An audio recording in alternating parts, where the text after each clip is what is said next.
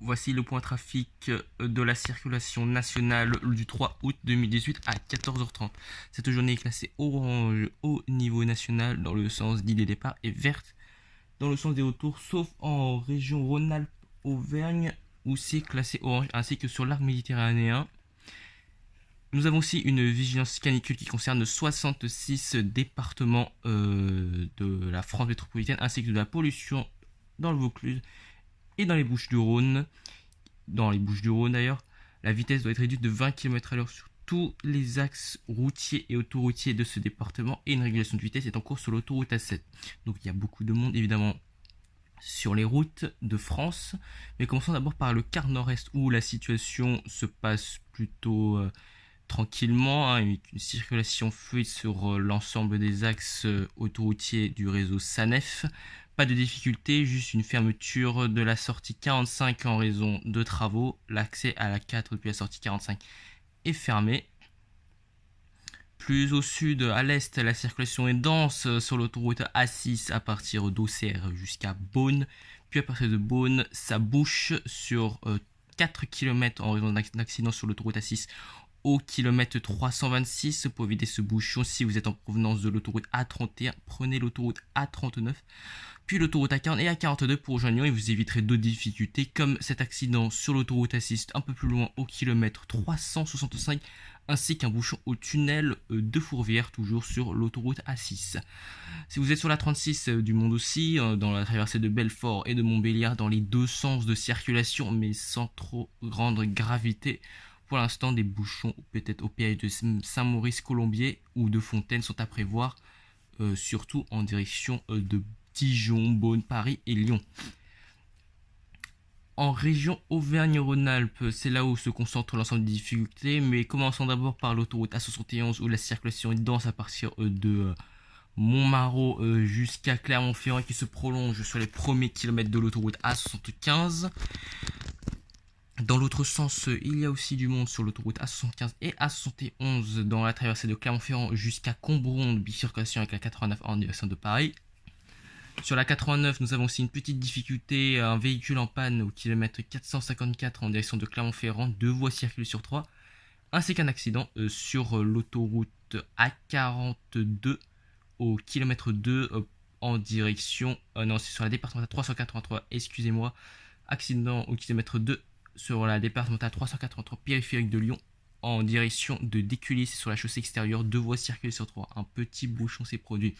Et en passant à Lyon, bouchon tunnel de Fourvière sur l'autoroute A6 et A7, ainsi que sur la rocade Est N346 dans la traversée de Mézieux, et sur l'autoroute A43 du monde aussi, entre la bifurcation avec la 432 et Saint-Priest en direction de Lyon. Le plus gros des difficultés évidemment c'est l'autoroute A7, avec d'abord un gros bouchon au sud de Lyon à partir de la Solèze jusqu'au nord de Vienne sur l'autoroute A7 en direction de Marseille, et les bouchons continuent après cette barrière de péage, d'abord avec un accident au kilomètre 38, puis ça se calme à partir de la sortie 13, puis ça reprend à partir de la sortie 14 avec un important bouchon là aussi entre Valence et Montélimar, une grosse circulation en accordéon sur ce secteur, et après Montélimar, ça va quand même mieux.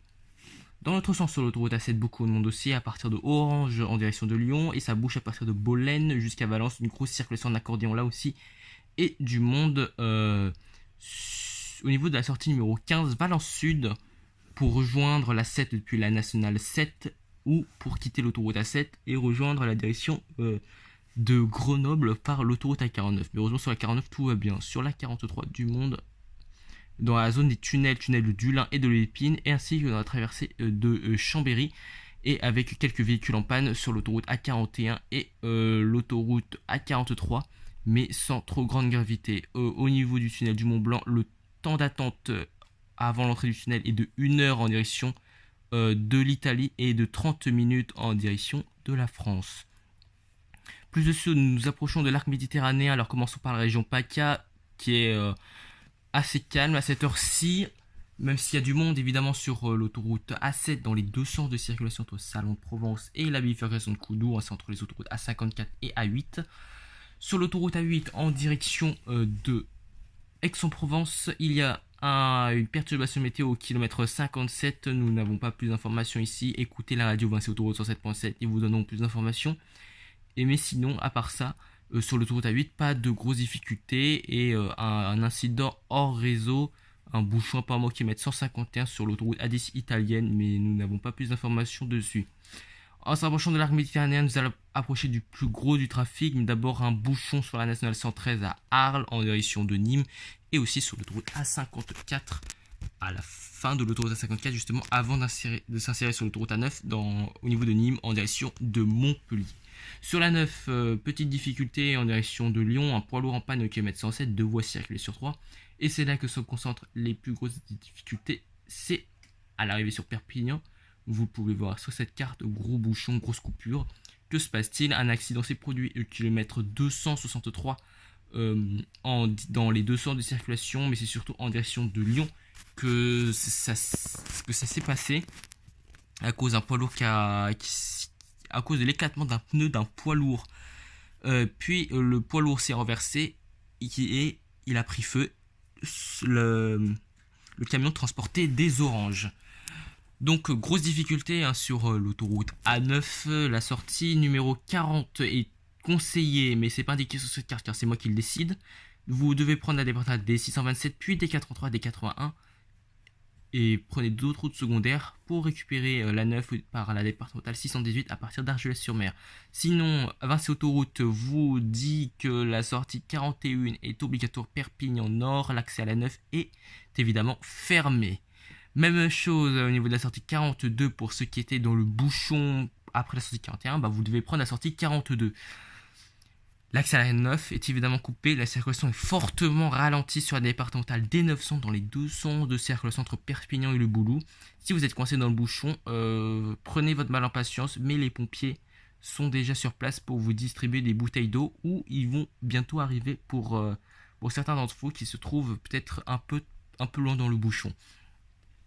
Dans l'autre sens, en provenance de l'AP7, donc ça bouge déjà hors réseau Vinci Autoroute sur l'autoroute AP7 à partir de la Jonquera probablement, mais nous nous intéressons plutôt à ce qui se passe une fois passé la frontière, donc il y a du monde sur l'autoroute A9 entre le Pertus et le Boulou parce que la sortie numéro 43, le Boulou, est obligatoire. Vous devez quitter la 9 au niveau de la sortie 43 et de continuer sur le réseau secondaire, la départementale D900 qui est fortement ralentie comme je vous l'ai dit. Plus au nord sur la région Occitanie toujours, sur l'autoroute A61, la circulation est dense dans les deux sens de circulation entre Toulouse et Narbonne.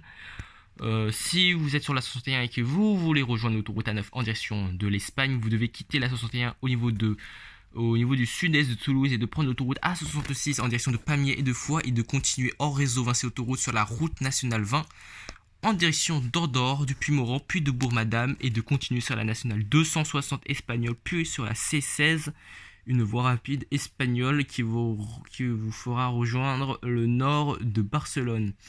Pas trop de difficultés sur le quart sud-ouest, pas de circulation fluide sur la 62, la 64 et la 65.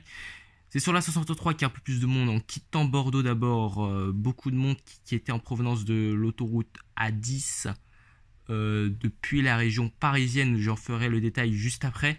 Il y a d'abord du monde sur l'autoroute A10 en arrivée sur Bordeaux qui se prolonge sur la nationale 230, la rocade est de Bordeaux et qui continue finalement sur l'autoroute A63 jusqu'à la bifurcation avec l'autoroute A660. La traversée des Landes se fait sans difficulté, puis ça se redensifie de nouveau. Une fois quitté le réseau Atlante, vous revenez sur le réseau Vinci Autoroute. La 63 est de nouveau à deux voies, donc la circulation est dense entre Saint-Girours-de-Maremmes et Bayonne. Mais après Bayonne, la circulation est plutôt fluide puisque la 63 a récemment été élargie à trois voies, donc les bouchons et la circulation dense a donc diminué. Un peu de monde aussi sur l'avant dans la traversée de Montauban, mais rien de grave. Nous allons plutôt maintenant nous intéresser ce qui se passe évidemment sur la moitié ouest de la France. Donc nous allons partir au départ de Paris où la circulation est très bouchée. D'abord sur l'autoroute A10 entre Fresnes et Palaiseau, ça départ même avant Fresnes, avant Vissou je veux dire, ça départ à partir de Fresnes sur l'autoroute A6B et même l'autoroute A86. Sur la 10 donc circulation très dense jusqu'à Orléans avec un bouchon de 28 km. C'est assez important, mais c'est plutôt de la circulation en accordéon, hein. À partir du kilomètre 58, ça démarre apparemment avant la sortie 12 Jeanville. C'est plutôt rare, hein. Normalement ça commence à partir de la sortie à partir du kilomètre 65, mais là ça démarre avant. Donc ça veut dire qu'il y a énormément de monde qui ont quitté Paris, qui ont emprunté l'autoroute A10. Donc beaucoup de monde sur l'autoroute A10. Et si vous voulez prendre l'autoroute A11, là vous allez vous attendre à un accident après avoir quitté l'île de France. C'est au kilomètre 41. Un bouchon de 2 km vous attend. Plus au sud, donc après avoir vraiment quitté Paris, vous êtes à plus de 100 voire même 200 km de Paris. Donc du Mont sur la 11 dans la traversée du Mans, sur la 10 dans la traversée de Tours, mais pas de bouchon puisque la 10 vient de passer à 3 voies au sud de Tours. Mais la circulation est vraiment très dense, hein. La vitesse de 130 km/h n'est probablement pas atteinte entre Tours et Poitiers en tout cas. On peut dire aussi de la même chose sur la 71 avant d'arriver sur Vierzon ou encore sur la 11 à Angers.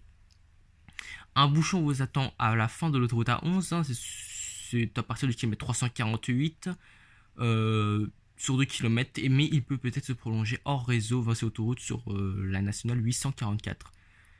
Toujours sur la 10, entre Poitiers et Bordeaux, cette fois-ci la circulation est dense, mais pas trop de difficultés, comme je vous l'ai dit, les bouchons c'est à partir du péage de Firsac en direction de Bordeaux. Voilà, ça c'est... Non, c'est pas fini encore. Encore une petite difficulté, hein, que je n'ai pas parlé. C'est au départ de Paris, ou pour ceux qui quittent ou qui arrivent sur Paris. Donc, accident sur la 13 au kilomètre 45 en direction de Paris. 2 voies bloquées, donc une voie circule sur 3. Ça fait un bouchon de 4,5 km depuis Mantes-la-Jolie. Et si vous voulez rejoindre Caen, un bouchon de curiosité de 2 km vous attend. Ne vous arrêtez pas pour regarder l'accident, évidemment. Continuez votre route. En Ile-de-France, alors pas grand chose à dire parce que les difficultés sont assez locales, même s'il y a du monde, hein, dans le trafic de transit nord-sud par le boulevard périphérique entre Porte de Bagnolet et Port d'Italie qui se prolonge sur l'autoroute A6B. Les bouchons sont plutôt locaux, mais je tiens à vous dire qu'il y a un accident sur l'autoroute A103 en direction de Paris au niveau du kilomètre 0. Un accident corporel visiblement puisqu'il y a un blessé, et des bouchons aussi sont à prévoir sur la nationale 184 dans les deux sens de circulation au niveau de Méry-sur-Oise, et la 86 est coupée dans les deux sens de circulation entre la nationale 2 et l'autoroute A3 en raison de travaux. Cela dure jusqu'à fin août. Voilà, c'est la fin de ce point trafic. À dans 1 heure, si je suis là.